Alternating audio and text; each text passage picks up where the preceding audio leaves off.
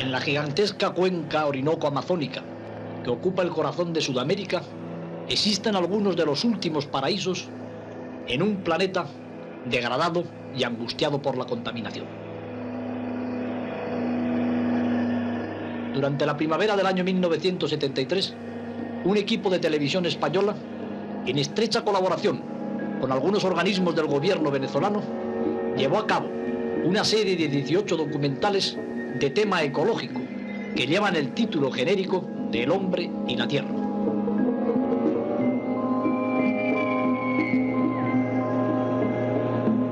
En este primer episodio pretendemos hacer una síntesis o un avance de lo que va a ocurrir en los otros 17. En este primer episodio pretendemos también mostrarles de alguna manera cómo se realizó la aventura, cómo se hicieron las películas que constituyen sin duda un tema de enorme interés ecológico para los telespectadores de todo el mundo.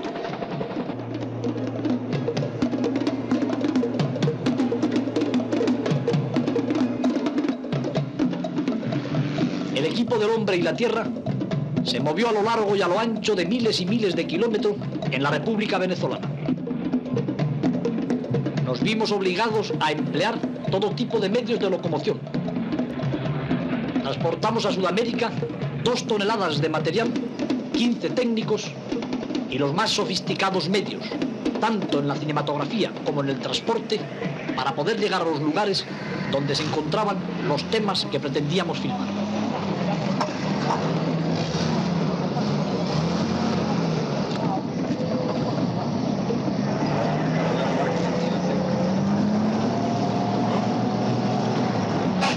En ningún momento eludimos el peligro, aunque la prudencia guió todos nuestros movimientos. Trabajamos ininterrumpidamente en la tierra y en el mar. Y por fortuna, no tuvimos que lamentar ningún accidente grave.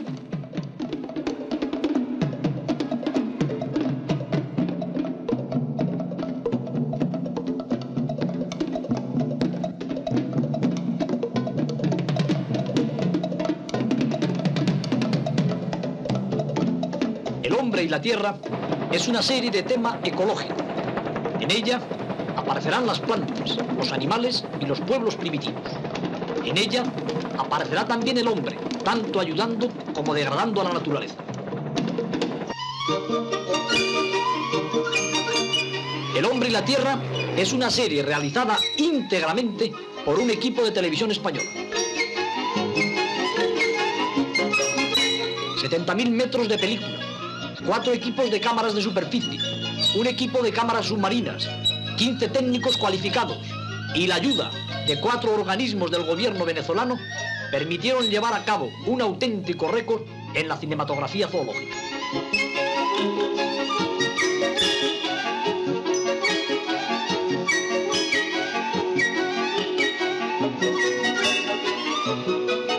Comenzamos la aventura en una región venezolana que recibe el nombre de Los Llanos. Esta es una de las más grandes sabanas de la Tierra.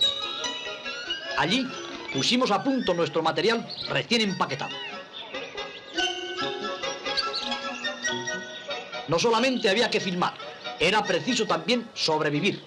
Nuestro equipo debía ser autónomo en todos los aspectos.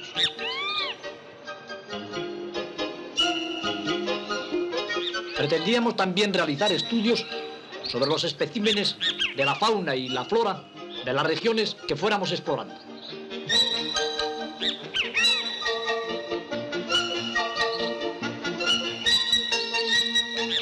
Contábamos para ello con un pequeño laboratorio al aire libre, en el que colaboraba con nosotros el profesor Castroviejo, doctor en ciencias naturales.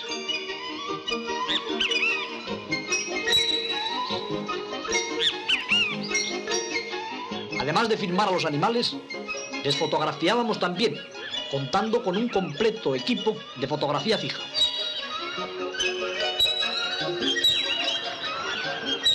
En los llanos de Venezuela fuimos acogidos por Álvaro Maldonado, perteneciente a la familia propietaria de unas de las haciendas más ricas en fauna y donde se cuida más a todos los animales que conviven en este fantástico ecosistema sin parangón en el mundo entero.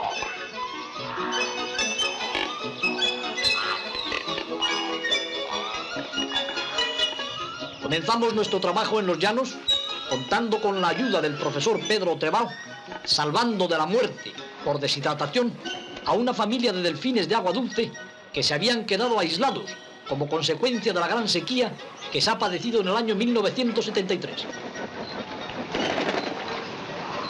Capturamos y estudiamos 6 soberbios ejemplares que transportamos después al lejano río Apure con objeto de que recuperaran la libertad.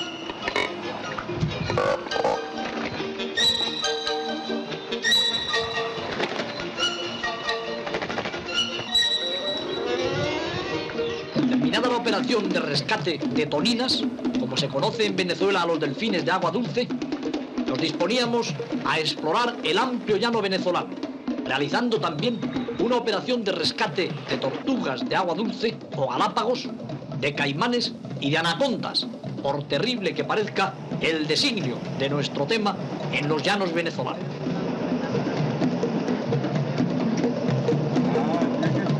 No debemos olvidar de que el hombre cuenta en nuestros programas, de que esta no es estrictamente una serie zoológica, sino una serie ecológica con el hombre dentro. Por ejemplo, pudimos observar que las capibaras o chigüires, gigantescos roedores de más de 50 kilos de peso, que durante la época de sequía en Venezuela mueren en gran cantidad de sed y deshidratación, deben padecer anualmente la caza llevada a cabo por los llaneros, que les matan en terribles masacres, pero que no obstante son un recurso inevitable para mantener las poblaciones de estos insólitos roedores en el hato del frío, que es donde están tomadas estas terribles escenas.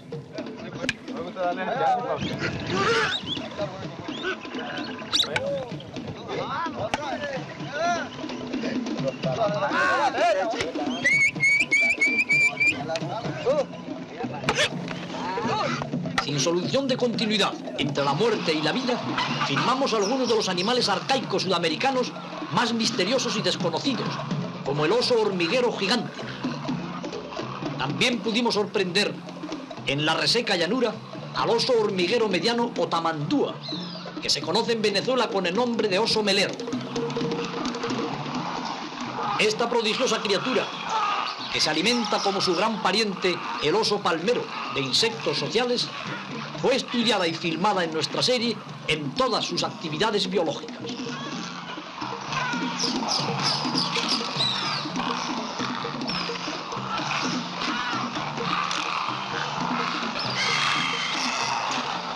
Otra criatura perteneciente a la prehistoria de la vida, el perezoso, constituye uno de los temas, diríamos que más ricos e insólitos de nuestra serie. Seguimos con todo nuestro detenimiento, tanto en los llanos como en la selva, a este ser arcaico. Y personalmente, seguido por mis colaboradores zoológicos y por los operadores y técnicos cinematográficos, pudimos estudiar y observar la vida de los caimanes llaneros, en un medio verdaderamente prehistórico, a donde muy pocas veces o nunca había llegado la cámara cinematográfica profesional. Captamos directamente el sonido de todas las secuencias, tanto en lo referente a los mamíferos, a los reptiles o a las aves. Y trabajamos utilizando cámaras de alta velocidad para descomponer el vuelo de los pájaros, como pueden observar en estos planos que se refieren a los bellísimos ibis escarlatas o a las espátulas rosadas que ahora aparecen en el fotograma.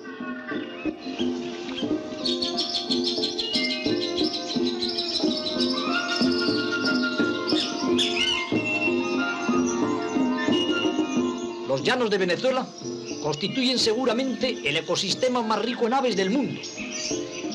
Una película completa, titulada El paraíso de los pájaros, dejará huella indeleble de esta región, que esperamos que se constituya en un gigantesco parque natural, al que acudirán turistas de todo el mundo para observar la más rica y diversa población de aves de nuestro planeta.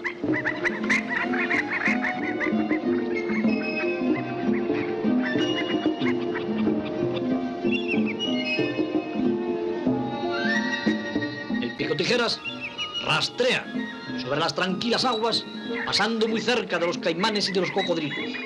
El Picotijeras es otro de los grandes protagonistas de nuestra serie.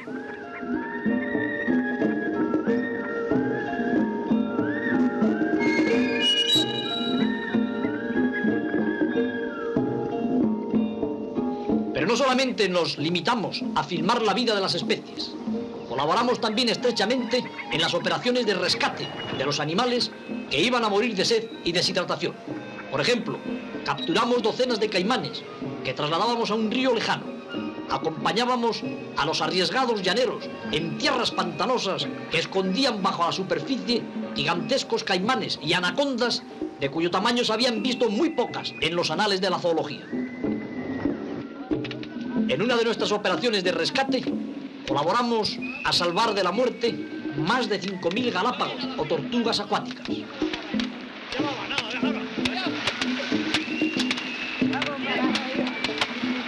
Observamos y filmamos escenas absolutamente insólitas y tuvimos que luchar muchas veces con los caimanes que nos cerraban el paso cuando queríamos dedicarnos al estudio y a la salvación de animales menos agresivos o peligrosos.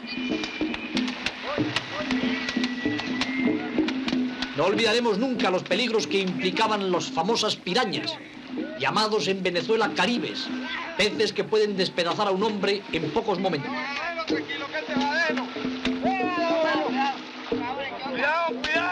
En la situación en que trabajábamos no eran verdaderamente peligrosos, como lo demuestra la escena en que extraemos del fango un par de caribes simplemente para mostrarles a ustedes lo agudo de sus dientes y el directísimo trabajo que hemos llevado a cabo durante meses.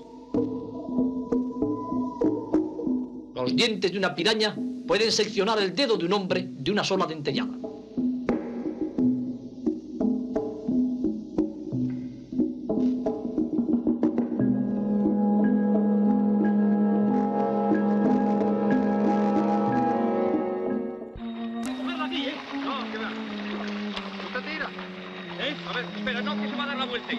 Entre nuestras operaciones de rescate, quizá la más emocionante fue la de las anacondas.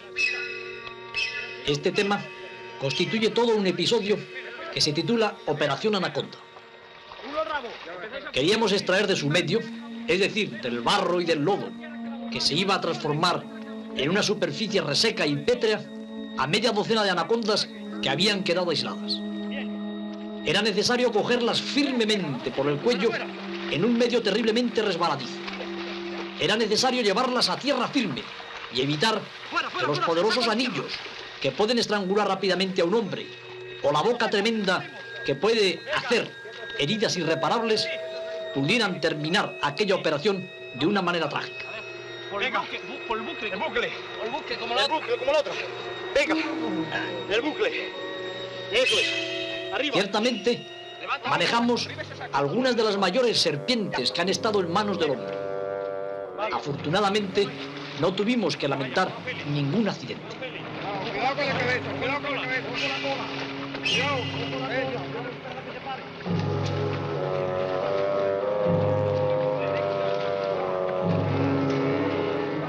Pero fue por un exceso de confianza. En el momento en que nos disponíamos a soltar a los gigantescos ofidios en su nuevo medio, cuando tuve un pequeño descuido que pudo costarme uno de los mayores disgustos de mi vida. El fotograma congelado les da cuenta perfectamente de esta situación límite que sufrí durante la realización de El hombre y la tierra.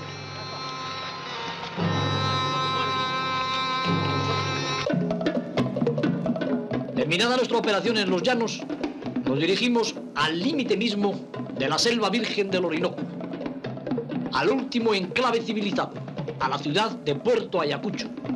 Contábamos en ella con la colaboración del organismo Codesur y nos acompañaba personalmente el ingeniero Roberto Martínez de este organismo que hizo posible, entre otras cosas, en que el equipo de televisión española del hombre y la tierra pudiera conquistar el famoso Cerro Autana, o famosa montaña sagrada de los indios Piaroa, y descender también por primera vez en la historia de las conquistas geográficas a la laguna del Rey Leopoldo. Una radiante mañana nos posamos en lo alto de la montaña sagrada. Durante nuestro camino pudimos ver algunos de los paisajes más bellos, salvajes y desconocidos del mundo entero. Sabíamos perfectamente que una avería en un helicóptero supondría el perderse eternamente en el llamado infierno verde.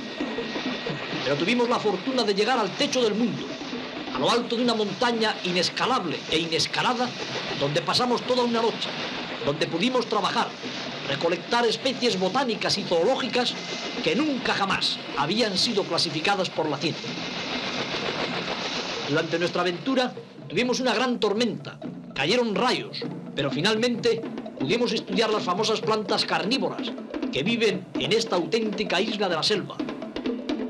Pudimos recolectar algunas especies de insectos, de arácnidos e incluso de batracios, como el que muestra el fotograma, que es y que era la primera vez que llegaba a los anales de la ciencia. A nuestro regreso, descendimos en la famosa laguna del Rey Leopoldo, llamada así porque el monarca explorador llegó muy cerca de ella, pero no pudo tocarla.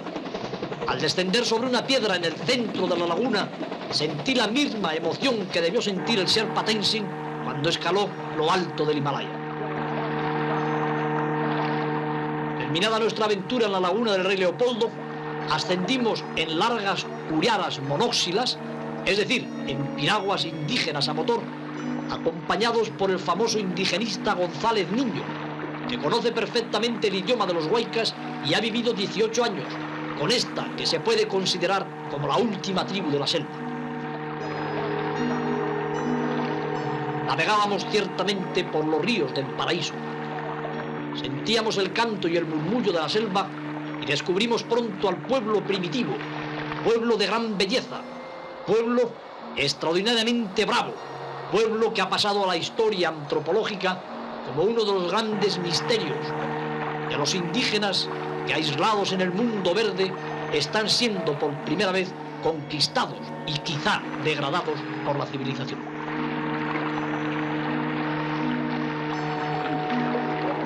Siempre con la ayuda y con la colaboración de González Niño, perteneciente también a Codesur, pudimos llegar finalmente al poblado donde nos esperaban los bravos guerreros del pueblo huayca o Yanomamo.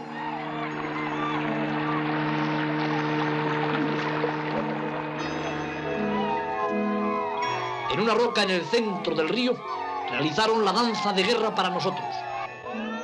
Podíamos comprobar que aquellas gentes desconocidas, aquellas gentes que nunca habían sido filmadas por la cámara profesional, ofrecían un tema verdaderamente interesante para este programa que lleva por título El hombre y la tierra. Y ciertamente realizamos 4 largas películas que ustedes podrán ver en nuestra serie sobre uno de los más interesantes y primitivos pueblos de nuestro planeta.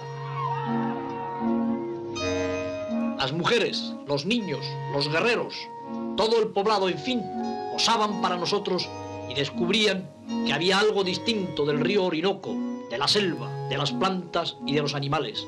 Descubrían quizá en nosotros algunos de los primeros mensajeros de lo que para ellos puede ser la gran trampa mortal, el contacto con la llamada civilización. Ya en la selva montamos todo un campamento para filmar y estudiar algunas de las especies más desconocidas. Nos acompañaba nuestra famosa nutria domesticada. Los hombres de las cámaras fueron capaces de filmar, entre otras, la secuencia de la vida del jaguar que nunca ha sido obtenida por la cinematografía de animales. La lucha de este terrible felino con el váquiro o jabalí americano, la única presa que se le resiste y le hace frente.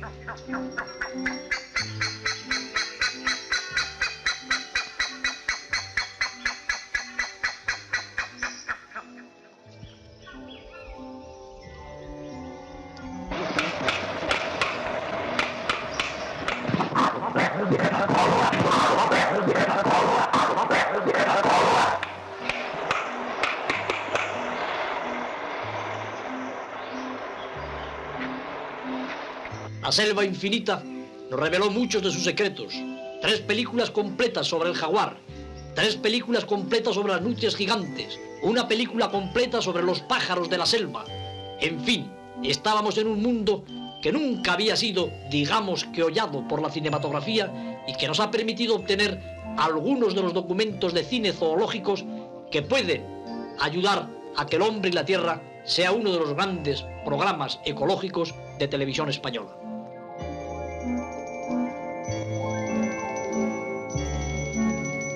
En el Orinoco conocimos a nuestra mascota, una nutria gigante orinoco-amazónica que recibe el nombre de Huayca, una nutria que estuvo siempre con nosotros, que jugaba conmigo y que era mi gran favorita, una nutria que pescaba para mí y que se bañaba cada mañana, como en estas escenas, en las genesíacas y tibias aguas del Padre de la Tierra. Durante nuestra expedición, asombrando a indios y a blancos con nuestra nutria amiga, llegamos a la misión del Platanal, en el confín del mundo, donde el misionero salmantino Padre González nos acogió y fue uno de nuestros más importantes puntales para poder penetrar en el hermético mundo de los Huaycas o Yanomamos. Y después de la selva, después de los llanos, después de los indios primitivos y de los animales salvajes, vino la gran liberación de las islas del Coral. Queríamos también filmar y estudiar los famosos roques de Venezuela, uno de los pocos atolones coralinos que se encuentran en el Atlántico. Preparamos detenidamente la expedición. Hicimos toda una película sobre las aves del mar del Coral, película que lleva por título La isla de los alcatraces. Pudimos desvelar los misterios del parasitismo de las gaviotas a los pelícanos. Encontramos el cementerio de los alcatraces y de los pelícanos en una isla a donde habían llegado muy pocos observadores. Y realizamos todo este trabajo gracias a la estrecha y gentil colaboración de la Fundación Los Roques de Venezuela, a cuyo frente el profesor Machado nos acompañó personalmente, puso sus grandes medios a nuestra disposición e hizo posible que dentro de la serie americana del hombre y la tierra haya unas filmaciones sobre los famosos roques de Venezuela, un paraíso del coral que esperamos que permanezca durante años y años en esta época de angustia ecológica y de contaminación del medio. Nuestro equipo submarino, capitaneado por el conocido Isidoro Martínez Ferri, nos permitió hacer algunas filmaciones en el mundo cristalino del coral.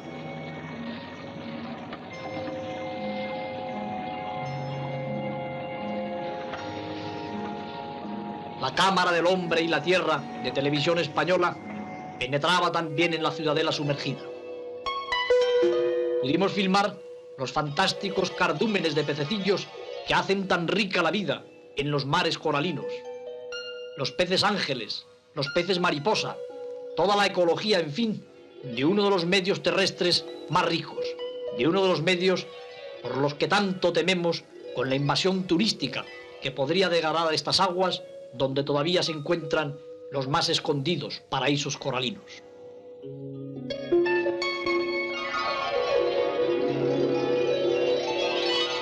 El pez trompeta, que se camufla perfectamente entre los corales.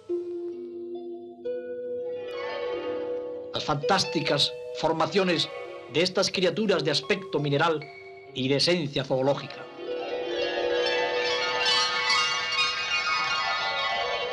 Entre el cielo y el mar, en uno de los climas más fabulosos del mundo, pero en un mar movidísimo, tuvimos a veces la oportunidad de penetrar en rincones donde nos esperaban, escondidos, enemigos poderosos. La morena gigante, por ejemplo, que hubo de ser capturada con objeto de evitar que mordiera a algunos de los filmadores en un medio muy rico, donde debíamos trabajar algunos días seguidos.